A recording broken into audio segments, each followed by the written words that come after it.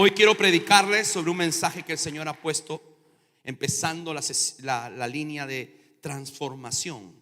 Y hoy quiero enseñarles como primera plataforma de esta línea de transformación es aprender a desarrollar el carácter de Cristo en nuestras vidas. ¿Cómo se llama el mensaje? Aprendamos a desarrollar el carácter de Cristo en nuestra vida. Y Jesús es el modelo para nosotros.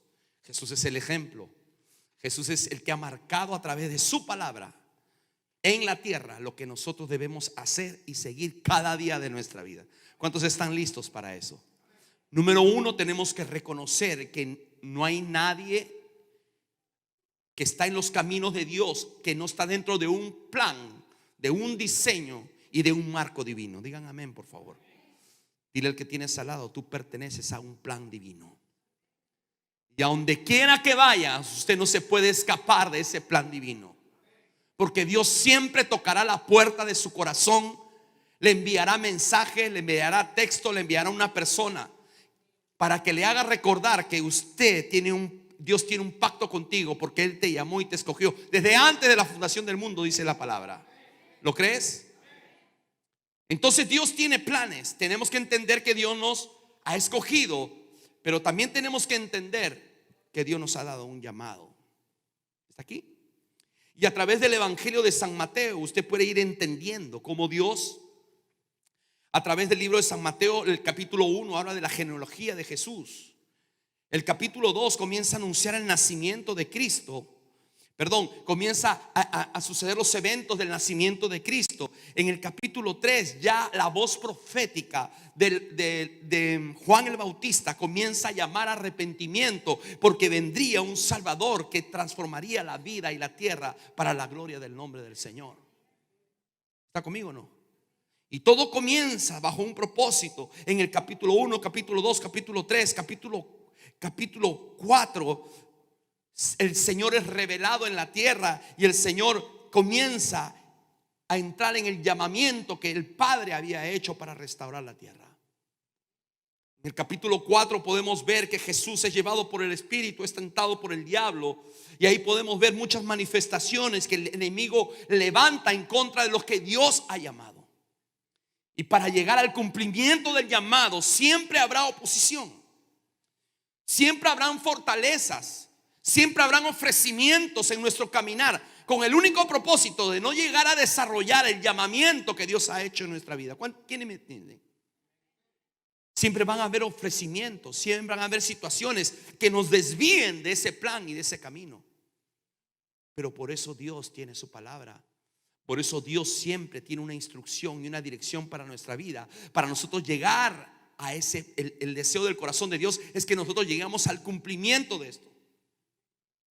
Dios llamó a Jeremías, le dijo para qué iban a hacer. ¿Sí o no? Entonces nosotros tenemos que entender que la vida de Jesús nos muestra nuestro proceso también. La genealogía, la apertura profética, la preparación para el llamamiento. Y Jesús se bautiza en el capítulo 3 y comienza su llamamiento. Comienza a desarrollar el plan por el cual el Padre lo envió a la tierra. En el capítulo 4, verso 23, le marca Jesús, marca a través de este texto el plan que Él iba a desarrollar. Pero no solamente lo iba a desarrollar Él, sino que este es el plan que toda la iglesia en todos los tiempos, aquellos que han sido llamados, tienen que entender y tienen que caminar bajo esta dirección.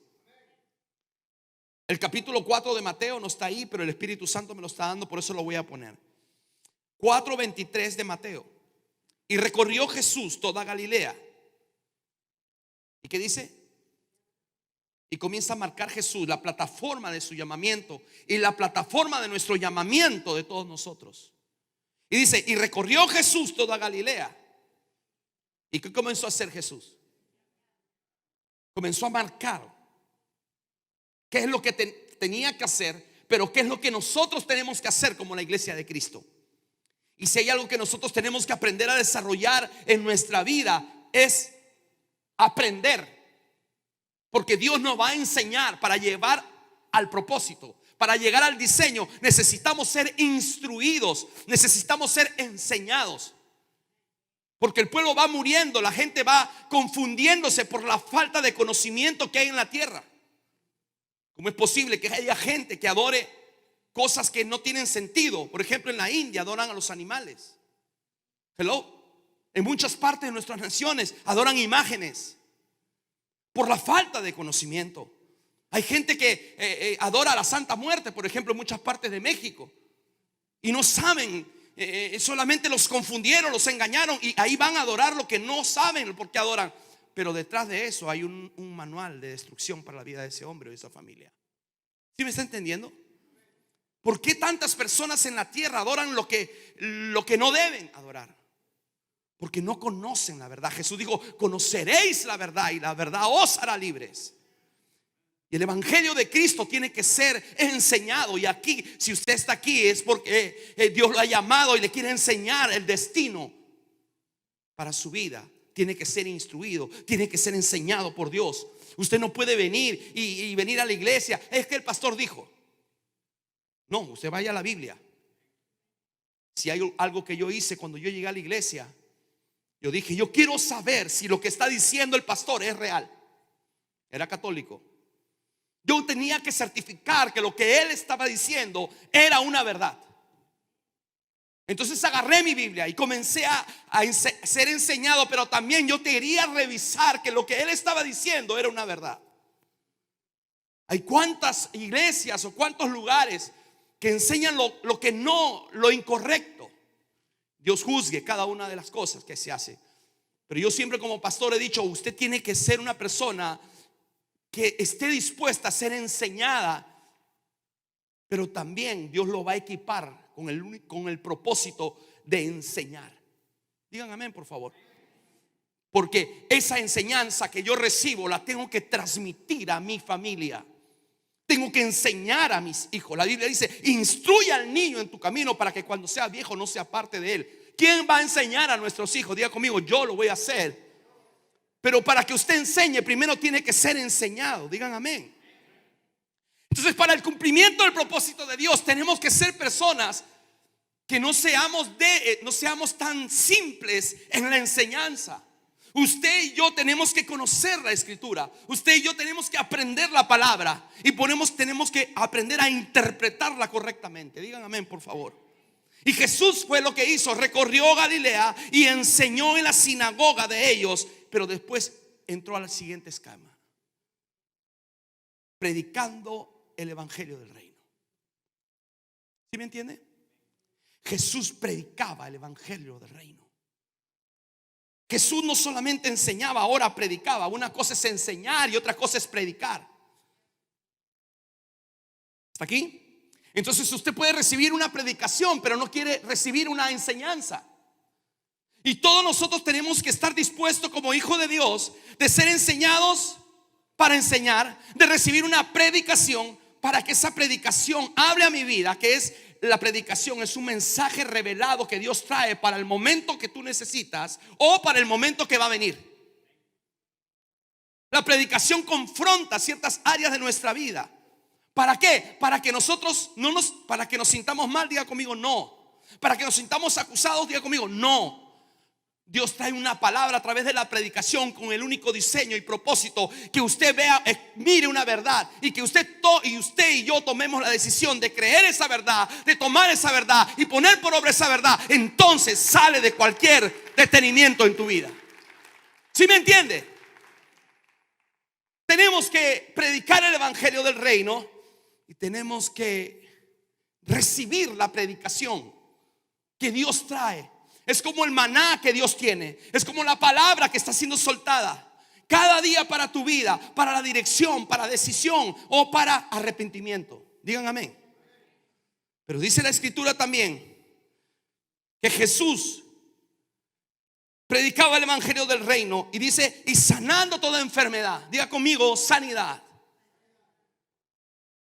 Usted y yo tenemos que aprender que Dios tiene poder para sanarnos. ¿Cuántos dicen amén? Dios es un Dios sanador. Y usted ve los milagros de Jesús escritos en la escritura y en la palabra. Y todo hombre que necesitaba recibir un milagro, si él creía, el Señor lo sanaba.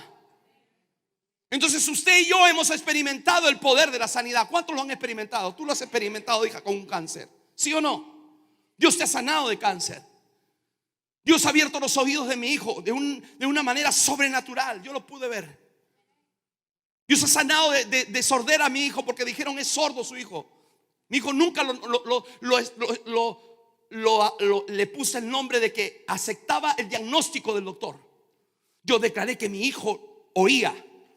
Y ustedes ven que mi hijo oye perfectamente. Aunque el doctor dijo algo, yo declaré la palabra, porque yo creo en el Dios que yo sirvo y adoro, porque es un Dios de milagros. ¿Cuántos más en este lugar han recibido milagros de Dios? Levante su mano. Dígale al que tiene al lado: yo soy testigo del poder sanador de Dios. Dios sana. ¿Quiere ver más milagros? ¿Quién quiere ver más milagros? ¿Quién quiere ver más milagros? Ora por los enfermos, porque Dios te usará para que otros sean sanos en el nombre de Jesús. Hello. Si usted le pregunta a 99.9 de personas, ¿puedo orar por ti? 99.9 de personas te dicen, sean musulmanes, sean católicos, sean de cualquier religión, te dicen, sí, ore por mí. ¿Alguien me entiende lo que digo? Pero la pregunta es ahora, ¿cuántos de nosotros le decimos a las personas, puedo orar por ti?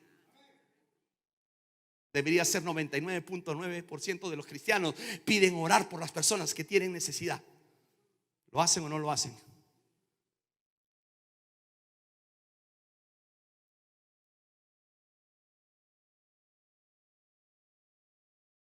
¿Está conmigo o no? Estoy hablando de los diseños que Jesús marcó para que la iglesia camine en esa dimensión.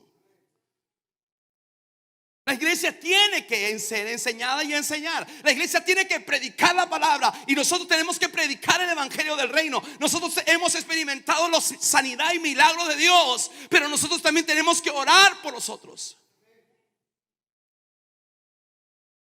Solamente podemos ser testigos de las sanidades físicas, sino también Dios tiene el poder para sanar toda dolencia del pueblo. Diga conmigo: sanidad interior, sanidad del alma, sanidad del corazón. El hombre y la mujer de Dios tiene que experimentar su sanidad. ¿Cuántas personas no pueden vivir, no pueden ver la luz más allá, porque su corazón está endurecido por el dolor, por la traición, por lo que le hicieron de niño, de joven, de adulto, el esposo, los hijos? ¿Cuántas cosas atravesamos en la vida? Cada vez que hay una convocatoria de un retiro, usted tiene que correr y decir: yo voy a ir. Le voy a diciendo de una vez: los que no han ido a su retiro, este año será en el mes de enero. Calculamos que sea en la tercera semana de enero. Ya le voy a dar la fecha en estos días. Inscríbase y vaya, recibe sanidad de Dios. ¿Cuántos de los que están aquí han recibido sanidad en los retiros? ¿Qué sería de nosotros si no hubiéramos recibido? Hello. Jesús está marcando sanidad física y sanidad espiritual. No para que yo no puedo predicar lo que no he experimentado. Yo puedo predicar lo que yo he experimentado. Usted puede predicar lo que usted puede decir: es un Dios real, es un Dios fiel. Claro, porque usted lo ha experimentado. Yo no puedo hablar de lo que no he vivido. Yo no puedo hablar de lo que no he experimentado. Yo voy a hablar de las maravillas que Dios ha hecho en mi vida, no solamente en la mía, en la tuya, en la tuya, en la tuya, en la tuya, en todos los que Dios ha traído a este lugar. Vamos a hablarle con más fuerte, un grito de victoria en esta noche. Tenemos que entender que Dios ahora está marcando la estructura del propósito de la iglesia de Cristo. Y nosotros somos la iglesia de Cristo. Nosotros tenemos que entender de enseñanza y vivir enseñanza. Tenemos que entender de sanidad. Tenemos que entender de la predicación. Tenemos que entender de las sanidades.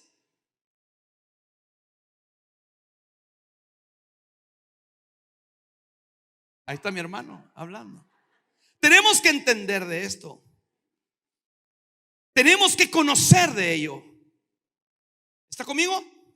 Porque lo que va a pasar es que cuando la iglesia comience a funcionar en el fundamento y en los principios que Jesús le estableció, entonces, verso 24, ¿sabes lo que va a pasar? Diga conmigo, ¿qué va a pasar? Va a venir un avivamiento. Voy a decirlo por acá de repente, ¿quién entiende? Va a venir un avivamiento. Y el avivamiento comienza contigo. Cuando tú traes tú eres, Dios necesita a alguien que entienda para traer un avivamiento en una casa, en una familia, en una ciudad, en una iglesia, en una nación. Porque cuando se acerca y la iglesia comienza a funcionar en estos principios o fundamentos, ahora todo el mundo va a decir: hay que venir a esa iglesia porque algo está sucediendo. No sé qué pasa, que los enfermos están siendo sanados ahí en el parking, que los servidores comienzan a orar aún por la gente que viene, los jóvenes sonan y Dios está haciendo milagros creativos, sobrenaturales. Las sillas de ruedas están quedando a un costado y Dios está trayendo milagros. Si nosotros no cumplimos estos fundamentos, nunca podremos experimentar lo otro. Hello. Ahora Jesús comienza a marcar la estructura. Y ahora Jesús, y dice que todo lo que hizo Jesús, ahora se difundió su fama. ¿Por cuándo? Por toda Siria. Se difundió su fama por toda Siria. ¿Qué pasó? Le trajeron todos los que tenían. Todos los que estaban enfermos internamente. A todos los que están, ¿qué más dice? Afligidos por diversas enfermedades físicas. A todos los que estaban atormentados. ¿A quién más? A los endemoniados, a los lunáticos y paralíticos. ¿Y qué hizo Jesús? Lo mandó a su casa. ¿Qué hizo Jesús en la tierra? Jesús lo sanó. ¿Quién tiene el poder para sanar y traer? ¿Quién son los vasos que Dios quiere usar para traer estos fundamentos en la tierra? Levanta tu mano derecha y diga conmigo: soy yo. Eres tú el escogido por Dios, que Dios llamó y ha enseñado y ha predicado y has experimentado sanidades y milagros para que otros puedan conocer a Jesús. Verso 25 dice: y le siguió mucha gente, ahora de Galilea, de Decápolis, de Jerusalén, Judea, y del otro lado del Jordán. Ya conmigo, se despertó un avivamiento. Cuando la iglesia comienza a funcionar en esta dimensión, entonces lo que comienza a sonar es un sonido de avivamiento. Yo declaro en el nombre de Jesús, después de esta palabra que el Señor ha puesto en mi espíritu, que yo la estoy impartiendo a la iglesia, nosotros vamos a enfocarnos en estos fundamentos y nosotros vamos a entrar a ver un avivamiento para la gloria de Dios. Vas a querer orar, vas a querer aprender, vas a querer estudiar, vas a querer, hermano, vas a querer tú orar por las personas. Dios va a ponerte y va a decir: ora por esa persona. Dios te va a comenzar a decir cosas y tú vas a comenzar a hacer y vas a comenzar a darte cuenta que Dios te está usando poderosamente. ¿Lo crees? No te lo estoy inventando, aquí está escrito. Aquí está escrito.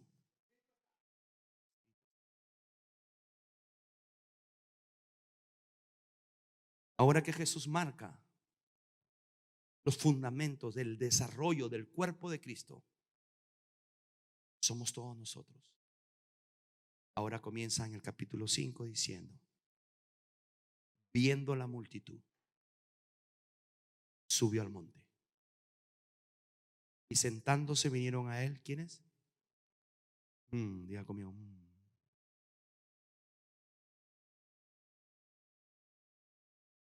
Del verso 18 al verso 22 del capítulo 4 hace el llamamiento. Eso es lo que yo le hablaba del llamamiento. Del verso 23 al verso 25 Jesús le marca el fundamento de la iglesia. Pero ahora los lleva a otra dimensión. Porque hay un llamado, ¿sí o no? Hay una instrucción, pero ahí va a marcar el propósito. ¿Está aquí? ¿En qué etapa de tu llamamiento estás? Esto es una carrera. ¿Cuántos han ido a la escuela aquí? Carrera con Dios comienza desde que Él te llamó hasta que llegues a su presencia. Pero vale la pena, aunque sea accidentada muchas veces. Pero también te va a permitir ver su gloria cada día en el nombre de Jesús. ¿Lo crees o no? Ahora estamos entrando a una nueva dimensión. Ya no está hablando de los fundamentos de la estructura del cuerpo de Cristo. Ahora está hablando de los que Él había llamado. Porque ahora la multitud queda a un lado. La multitud son las personas que le predicamos, las personas que nosotros podemos testificar.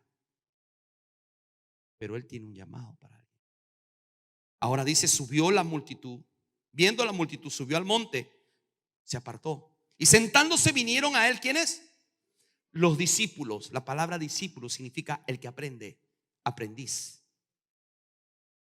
El enseñado, el alumno. Eso significa la palabra discípulos. Entonces, verso 2. Y abriendo su boca. ¿Correcto? ¿Qué hacía? Ya comió otra vez. Pero ahora ya está hablando con un grupo selecto. ¿Está conmigo? Diga conmigo, yo soy selecto para Dios. Jesús cada vez que abre su boca tiene una vida, tiene una verdad para nosotros. Y abriendo su boca les enseñaba. Ahí está firmando el diseño. Diciendo, bienaventurados los pobres en espíritu. ¿Por qué? Porque de ellos es el reino de los cielos.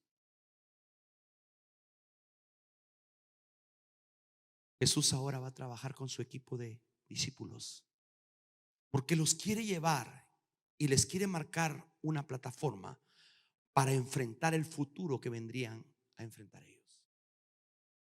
Dios necesita instruirnos a nosotros para enfrentar nuestro presente y nuestro futuro, y para dejar una huella y una marca a nuestra generación. Digan amén, por favor.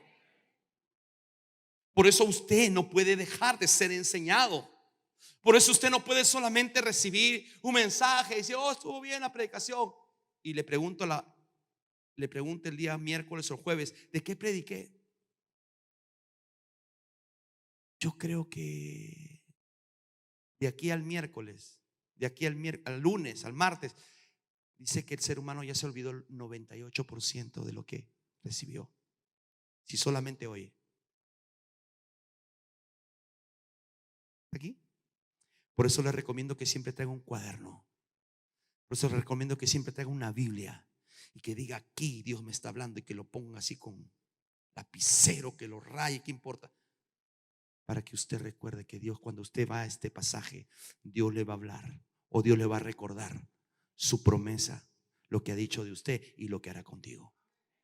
Dale un aplauso a Jesús. Vamos, vamos, vamos. Ahora lo que Dios va a hacer es trabajar con el carácter, porque las bienaventuranzas es porque Dios ahora tiene un equipo y tiene que trabajar con el carácter de cada uno de ellos.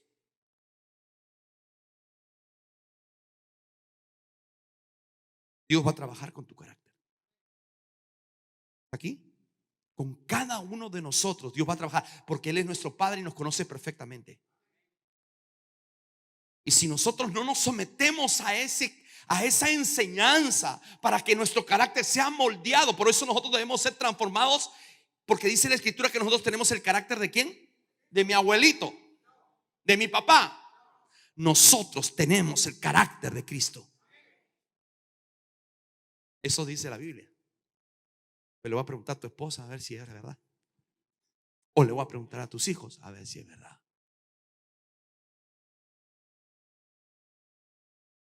Al pastor le voy a preguntar, pues. Ahora, el carácter tiene que ser cambiado, transformado. Porque es importante el carácter. Hermano, yo conozco aquí personas que su carácter todavía, cuidadito que te le cruces, porque cuando está molesto o está molesta, no solamente los hombres, hay hermanas también que, cuidadito.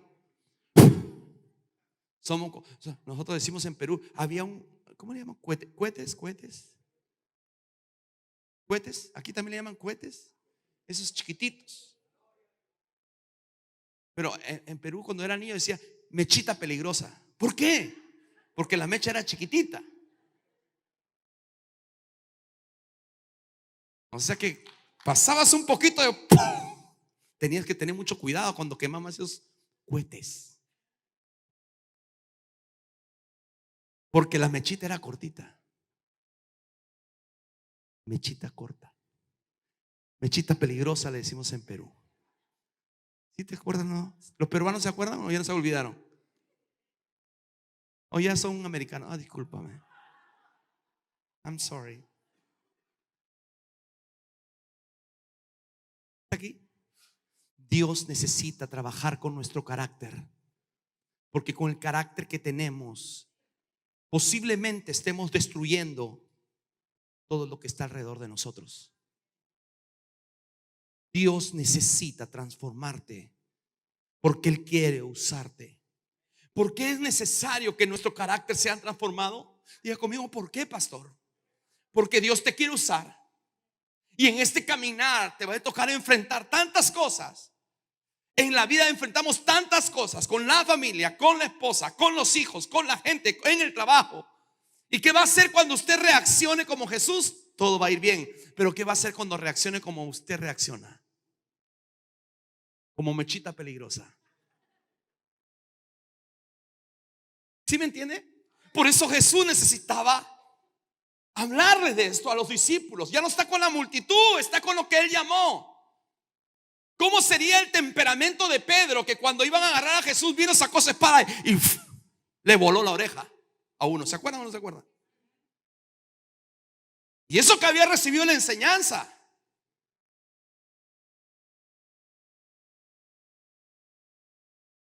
Aquí va a ir mochadores de oreja también a veces, ¿o no? El carácter de una persona, tome atención, definición, resume la manera en la que la persona reacciona habitualmente frente a una situación dada, en cierto tipo de circunstancia o situación. El carácter tiene que ver con la reacción habitual. ¿Cómo reaccionamos nosotros en circunstancias difíciles? También podemos definir que el carácter de un hombre permite hacer mención de su personalidad y de su temperamento. A través del mensaje del Sermón del Monte, Jesús le va a enseñar los fundamentos para desarrollar el carácter de Jesús. En cada uno de nosotros tiene que ser revelado ese carácter. Diga, número uno, tenemos que entender que Dios quiere que nosotros, dijo, bienaventurados los pobres en espíritu, porque de ellos es el reino de los cielos. Diga conmigo, wow. Quiere decir el hombre que es pobre en espíritu. Y aquí lo que quiere decir pobre en espíritu es reconocer su condición.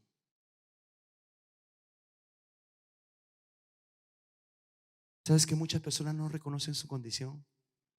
Por eso nunca pueden experimentar una nueva dimensión en su carácter, porque siempre creen que tienen la razón. ¿Habrá alguien aquí? Aquí no hay ni uno, felizmente, Señor, gracias.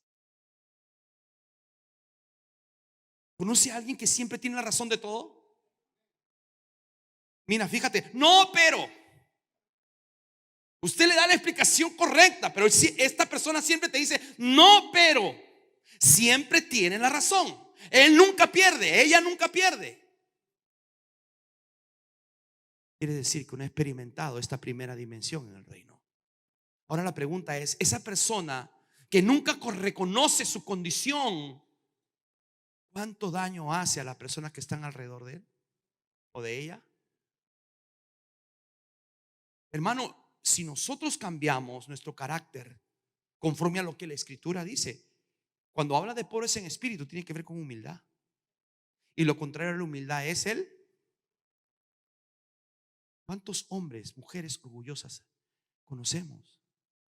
No reconocemos nuestra falta. Siempre queremos tener la razón. ¿Cuánto daño hace a nuestra familia? ¿Cuánto daño hace a nuestro matrimonio? ¿Cuánto daño hace a nuestros hijos? Porque lo que tú y yo no cambiamos, déjame decirte, hermano, que eso se está transmitiendo a una generación siguiente. Tú y yo tenemos la oportunidad de romper el molde errado. Tú y yo tenemos la oportunidad de, en vez de ser orgullosos, ser humildes. Y Jesús es el ejemplo. Que vean en nosotros no un orgullo, sino una humildad. Que nuestros hijos digan, mi papá se molestó, mi papá tiene razón. Pero también cuando mi papá se equivoca, también reconoce y pide perdón que se equivocó. ¿Habrá un padre que se equivoque aquí? Yo me equivoco. ¿Habrá un esposo que se equivoque en este lugar? Sí, yo también me equivoco como esposo. ¿Lo reconocemos? ¿Nos cuesta reconocer? Por el Espíritu Santo para que dé la valentía de reconocer, de que reconozcamos nuestros errores. ¿Habrá una mujer aquí que no le gusta reconocer sus errores? No, aquí no hay. Todas las mujeres son, wow, aquí son lo máximo. Esas hermanas son tremendas. Son ungidas, dice la pastora, la fragancia de la belleza.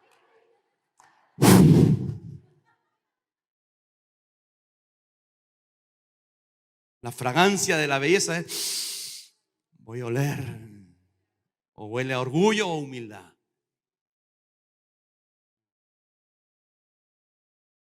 Hello.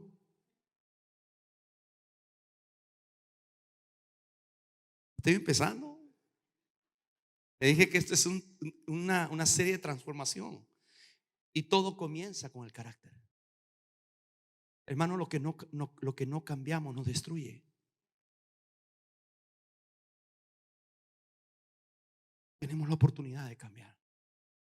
El evangelio del reino es un camino de transformación constante, constante. Porque cada temporada de nuestra vida hay algo nuevo que aprender y enfrentar. Hello. De repente no tienes hijos, pero al rato los tendrás. Entonces, si tú cambias a tiempo, cuando tengas tus hijos van a decir, wow, qué linda es mi mami. Qué carácter tan dulce tiene ella. Wow, ni qué decir de mi papá. Wow, cómo la trata mi mamá. Cómo la ama. Cómo la cuida. Cómo la chiquea. Yo quiero un hombre como mi papá. Qué lindo, ¿no? Pero mire al otro lado, qué lindo que fueran así, dijo por ahí. Pero qué tremendo cuando es al otro lado. Cuidado que viene tu papá. Ahí viene mechita peligrosa. ¿Sabes qué? Yo siempre he dicho esto. De repente los esposos están y las esposas están haciendo.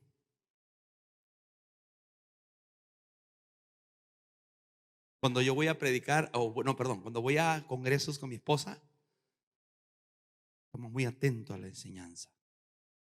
Y en el medio de las predicaciones comienzan los peñiscones espirituales,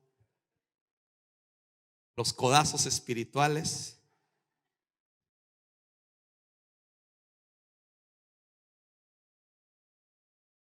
Sí, claro que sí. Siempre me gusta aprender y que Dios me enseñe, porque no soy perfecto. No vaya a pensar que su pastor es perfecto. Soy imperfecto como usted. Pero cada vez que Dios me da una palabra, me confronta. Y si estoy aprobado en ciertas áreas, me recuerda que no puedo descuidarme. Aquí el evangelio, por eso le digo, la predicación es una revelación que Dios trae en una palabra para el tiempo presente o para fuera de tiempo.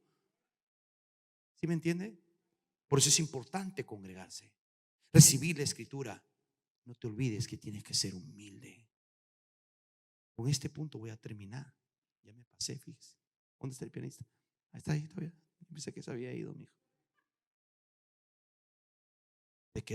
Se quedó así como que esta palabra es para mí. ¿Sí, no, mi hijo? No, no va a decir que era para su esposa. No, no, no, para usted, ¿no? Porque esta palabra es para mí. Para mí también. Más te vale, mi hijo. Si no, aquí te doy. Siempre he dicho esto. Si la palabra te sientes que te incomoda, yo voy a decir: ayúdame, Señor. La necesito. ¿Será que mi carácter? ¿Será que soy orgullosa? ¿Será que soy orgulloso? ¿Será que me falta trabajar en esto? Y el Espíritu Santo te va a contestar rapidito. Te va a decir: sí, sí, sí, sí, sí, sí. Este mensaje era para mí, Señor. Sí, sí, sí, sí, sí, es para ti. Para mí también. Dios nunca te acusa. Dios nunca te señala ni te hace sentir mal. Ese no es el objetivo de un mensaje de Dios. El objetivo es pensar y decir: ¿dónde estoy? ¿Y qué tengo que hacer? Piense y diga: mi carácter, ¿será que está afectando a mi familia? ¿Será que mi manera de transmitir a mi esposo, a mis hijos, los está dañando? La manera que me comunico hacia los demás en mi trabajo les afecta. Jesús dijo: bienaventurados los pobres en espíritu, porque de ellos es el reino de los cielos. La dimensión del reino de los cielos, otro día se le enseño. Pero son los regalos del reino, los principios, fundamentos que te dan la llave para tu victoria en todo lo que tú hagas. ¿Será importante entonces ser humilde? ¿Abrirá caminos de bendición si somos humildes? Filipenses 2:3 dice: nada hagáis por contienda o por vanagloria, antes bien con humildad, estimando cada uno a los demás como superiores a él mismo. Nunca te sientas mejor que nadie, porque hay uno que es mejor que todos, y Él es nuestro Padre. Nunca subestimes a las personas por su color de piel, por su estado legal, lo que sea. Jamás. Ese no es el carácter de Jesús. Ese no es lo que Dios quiere proyectar con nosotros. Dios quiere que seamos humildes, que podamos ver al pobre, al que está recién de repente llegado, que no tiene oportunidad, y nosotros poder abrazarlos, poder darles amor, y poder acercarnos, darles un abrazo, darles una palabra de aliento. ¿Alguien me entiende lo que estoy diciendo? Dios quiere que nosotros desarrollemos esta dimensión, este primer paso. Póngase de pie la iglesia. Bienaventurado, dijo Jesús, está comenzando a poner fundamento, porque la puerta de la entrada para el reino y para conocer a Dios tiene que ver con humildad. Los orgullosos están lejos. A los orgullosos Dios los mira de lejos. Pero nosotros somos hijos. Diga conmigo: soy hijo. Y si soy hijo de Dios, tengo que ser humilde.